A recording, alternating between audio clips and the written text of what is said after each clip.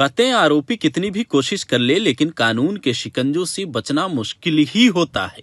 और अतुल सुभाष के केस में भी ऐसा ही हुआ। जो पत्नी अतुल की सास और साली जो फरार चल रहे थे, उन्हें पुलिस ने आखिरकार गिरफ्तार कर लिया।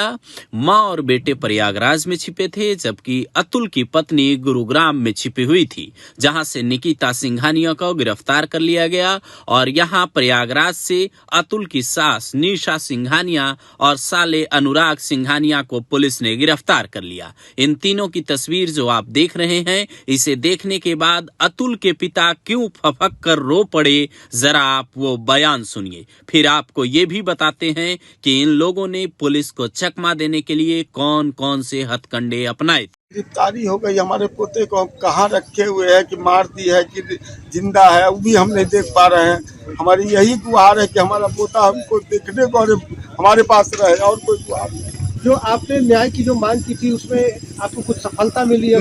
न्याय की मांग। धन्यवाद है पुलिस वालों को, हमारी कानून व्यवस्था को हम धन्यवाद देते हैं, जो कम से कम मेरी गुहार उन लोग सुन करके और इतना बड़ा हमको राहत दिए हैं। ये बहुत बड़ी राहत की बात है, कम से कम उन लोग गिरफ्तार तो है।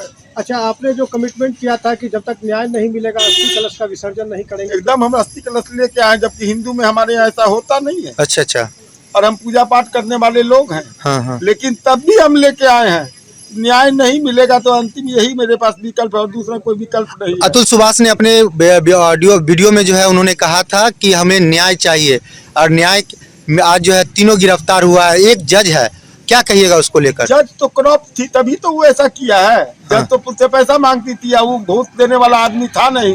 वो तो कहीं भी जाता था तो घूस वाली बात नहीं, आप पेनल्टी कर दो, ठीक है, मैं सरकार को पैसा दूंगा। वो इनकम टैक्स का पैसा देता था। बिजनेसमैन का इनकम टैक्स का पैसा छुप सकता है, लेकिन उसका तो नहीं छुपता था। अच्छा, अब अस्थि कलश का विसर्जन करेंगे? अभी कैसे करेंगे? हाँ। अभी न्याय मिला कहाँ? अभी भी मेरे ऊपर केस है, अभी भी मेरे पर केस है। 16 तारीख एक नया केस उसने हमारे पोते के नाम पर और डाला है, मेंटेनेंस का। क्या डाला? 16 दिसंबर को तारीख है। पोते के नाम पे क्या केस था पूरा? क्या उसको 40,000 से नहीं भर रहा था, इसलिए। अच्छा, वैसे ही बंद है। आज क्या कहिएगा? आज यही कहना है कि पोता हमको चाहिए। यदि हमारे प्रधानमंत्री हैं मोदी जी, योगी जी हैं, नीतीश जी है, तेजस्वी जी है, और जो हमारे नेतागण हैं, रामनाथ जी हमारे बगल के हैं। अच्छा, हमको गुहार उनसे यही है कि मेरा पोता हमको मिले, और कोई गुहार नहीं है हमको। पोता से आपने कभी फिर इधर बातचीत हुई? हम तो कभी गए नहीं बेंगलोर, हम कैसे देखते? खाली वीडियो कॉलिंग पर हमने देखा है उसको, अपने गोदी में कभी नहीं। एक दादा के लिए उसका पोता अपने बेटे से भी बढ़कर होता है। और हम अपना दुख किसी को बोलते भी नहीं थे। यार का आदमी को कभी हमको दुखी नहीं देखा होगा।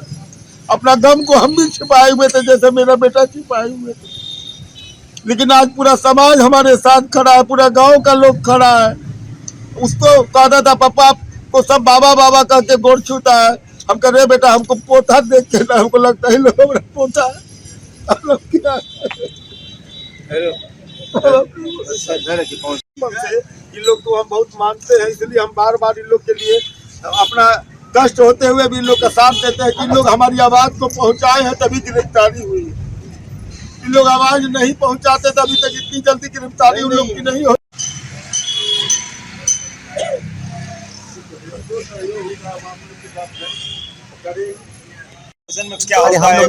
हम लोग यहीं के हैं, आप समझ ही रहे हैं।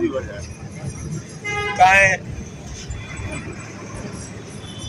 सूत्र बताते हैं कि इन तीनों को अब 14 दिनों की न्यायिक हिरासत में भेज दिया गया है। यहां तक कि जब ये मामला सुर्खियों में आया तो जौनपुर वाले घर में ताला डालकर ये तीनों फरार हो चुके थे। अब उसके बाद ये प्रयागराज में शरण लेते हैं और पत्नी गुरुग्राम भाग जाती है। तीनों अलग अलग लोकेशन पर होने की कोशिश करते हैं ताकि पुलिस की गिरफ्त से बच पाए, लेकिन कहते हैं कि जब आपका नाम FIR में आ जाए और पुलिस आपको तलाशने लगे तो आप चाहे पाताल में छिपे हों, पुलिस अगर चाह ले तो आपको ढूंढ निकालती है। और इस केस में भी जो लोग अतुल को इंसाफ दिलाने की मांग कर रहे थे, वो लोग ये अब कहने लगे हैं कि इंसाफ की शुरुआत हो चुकी है। इस गिरफ्तारी पर आपका क्या कहना है?